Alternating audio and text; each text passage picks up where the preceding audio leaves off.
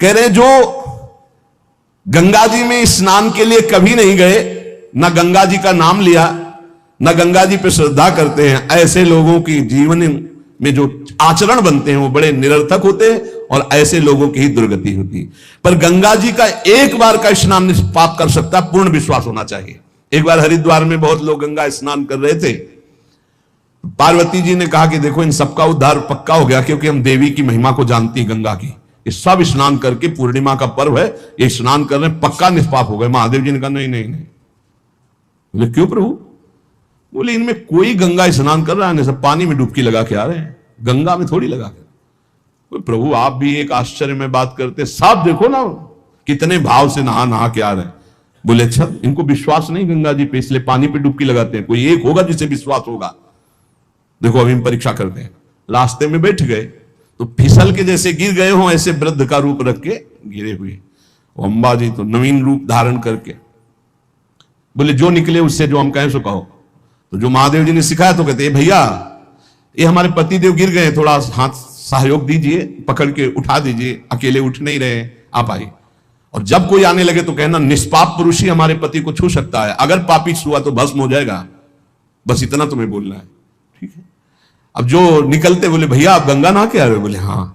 तो बोले आप तो निष्पाप हो ही गए, हो गए, हमारे पति फिसल के गिर गए, हमारे पति निष्पाप हैं, और जो निष्पाप पुरुष इनको निकाल सकता है, अगर कोई पापी छू लिया तो भस्म हो जाएगा, आप सहयोग करो। बोले गंगा तो नहा के आए पर पाप बहुत तो हुए, अगर कहीं पाप नष्ट ना हुए हो तो भस्म ही हो जाएंगे।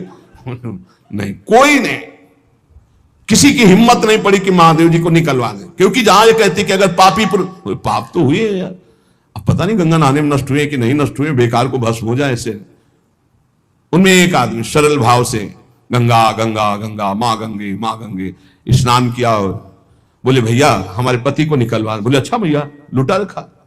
बोले भैया एक बात सुन लो, हमारे पति निष्पाप हैं, अगर पापी पुरुष छुएगा तो भस्म हो जाएगा। तो बोले भैया आपको विश्वास नहीं, गंगा मैया में स्नान करके आ रहा हूं, अब भी पापी हूं। और तत्काल भगवान बाहर निकाल किसी को।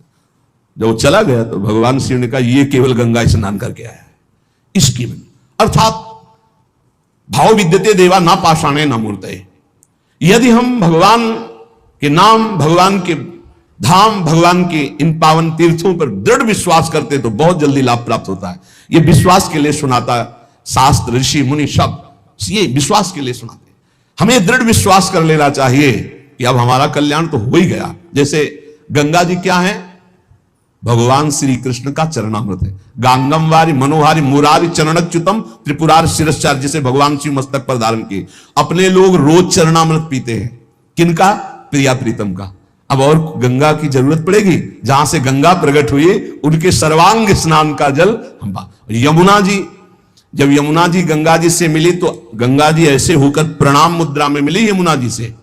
यमुना जी ने कहा तुम्हारा हो भाग्य कि तुम जगत पावन करने वाली गंगा हो। तो उनका तुम्हारे सामने मेरी कोई सामर्थ्य नहीं, क्योंकि तुम में प्रभु पूर्ण अवगाहन करते, हम तो प्रभु की चरण धोवन मात्र हैं, आपके ऊपर तो पूर्ण प्रभु की कृपा है। ब्रजेंद्र सोनु राधिका हृदय प्रपूर्य माणयो महारसाब्द पूरयो रिवातिथि बेगता रसैक सीम राधिका पदाब्ज भक्ति साधिका तदंग राग पिंजर प्रवाह। श्री लाडली लाल का अंगराग लेकर प्रवाह करती है। ये अपने कल्याण की अब कोई चिंता रह गई? रोज जो चरणामृत पान करता है, काल मृत्यु हरणम सर्वव्याधि विनाशनम श्री कृष्ण पादोदकम पीत्वा पुनर्जन्म न विद्यते, बस विश्वास हो। रजराली लगाते हैं, राधा राधा बोलते हैं, अब कोई जरूरत कल्याण की। दृढ़ निष्ठा रखो। परिणाम कितनों को रोते देखते हैं इस बात के लिए कि हमारा कल्याण हो जाएगा, हमारा अगला जन्म नहीं होगा। उनको चाहिए कि तुम लिखा पढ़ी करके दे दो। अरे विश्वास मानो यार, विश्वास मानो। कल्याण स्वरूप आप हो चुके हैं, धाम में बैठे हैं, पर आपको विश्वास है नहीं। हित दूर जो विश्वास है तब वही सुधरे बात, ना तरु माया पंथ में फिरे जो टक्कर खात। ये विश्वास करो, एक एक बात कल्याण करने वाली। भगवती गंगा जी 400 कोस दूर से गंगा गंगा बोले तो भगवान के धाम भेज देती निष्पाप करके। ऐसी महामहिमा श्री गंगा जी के स्मरण में, अवगाहन में, आचमन में, स्नान करने में।